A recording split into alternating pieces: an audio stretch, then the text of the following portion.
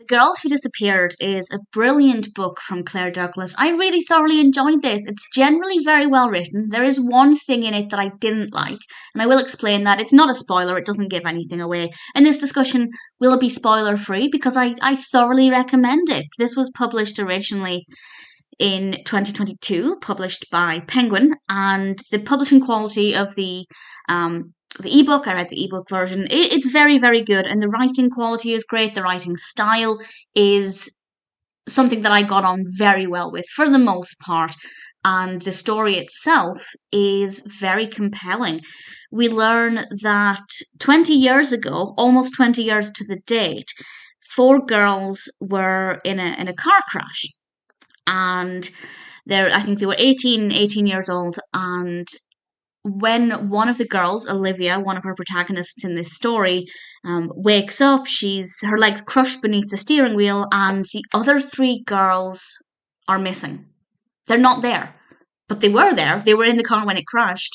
Where are they now? 20 years later, we have a journalist called Jenna who has gone to Staffordbury, the town where this happened, to interview people to make a podcast about the case.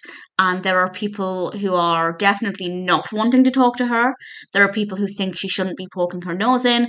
And there are people who are very willing to talk to her and help her to piece together bits of the puzzle. Will she be able to find out what actually happened 20 years ago and how three women can just disappear after being in a car crash? I was so desperate to find out what happened.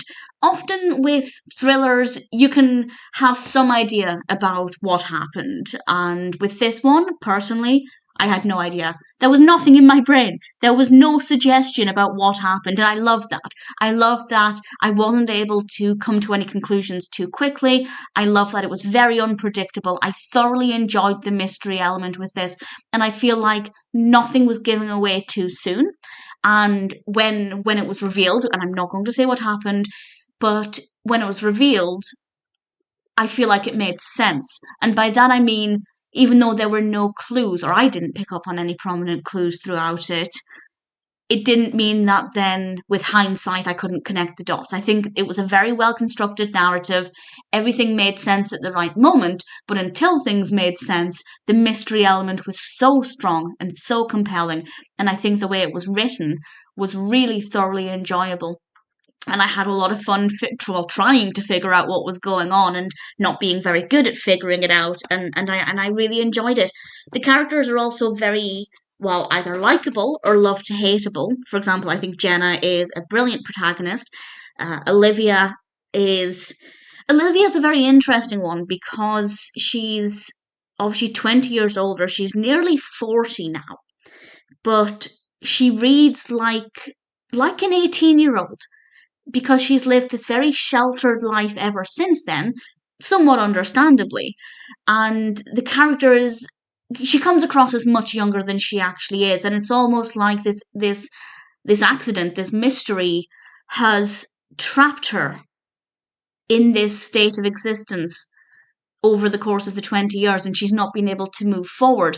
And I think like that, well, my reading of that is partly because people around her are trying to protect her, but also because she's not been able to move on. She's not been able to move forward because she hasn't had the answers. And I think she's a very well-written character. So all things considered, it's brilliant. My only complaint, as I was mentioning before, and it's something that really irritated me. I feel like it's a very amateur approach to writing, and it's such a tiny thing, but the more it happened, it bothered me, is that there are so many films and TV shows mentioned by name in this.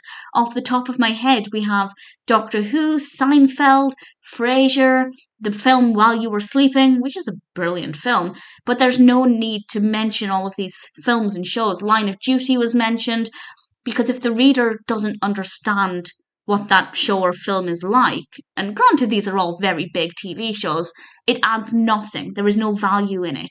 On the flip side, Jenna does at one point describe an entire plot of an episode of Doctor Who. So yeah, you don't need the knowledge of what's going on because the character explains it, but you shouldn't rely on an episode of Doctor Who to describe your surroundings. It's quite early on in the novel where Jenna is renting this cabin in the woods, and she explains that the woods remind her of an episode of Doctor Who. And she explains this episode. And it only lasts a couple of paragraphs, but the point there is that you shouldn't rely on the plot of a TV show to describe the surroundings or describe the setting. The description in the rest of the book is wonderful. So the author absolutely had the tools to describe that setting without basically telling the reader, if you want to know what this is like, go and watch this Doctor Who episode. It doesn't add anything, and it actually takes away from the otherwise very well written novel. And the more it happened, it kind of irritated me. But I will say, in like the final third of the novel, there are like no mentions of any TV shows whatsoever. It's very peculiar how it's kind of condensed to one part of the novel. But that aside, very very well written, very compelling story, characters that are easy to get on board with, and one that I really thoroughly enjoyed, and without question, definitely recommend. The Girls Who Disappeared is a brilliant book, to the point where I am actually going to read more by Claire Douglas. I believe this is the first of their work that I've read, and I'm very keen to see what else they've got. So, definitely a positive thing. Absolutely a novel that's worth checking out.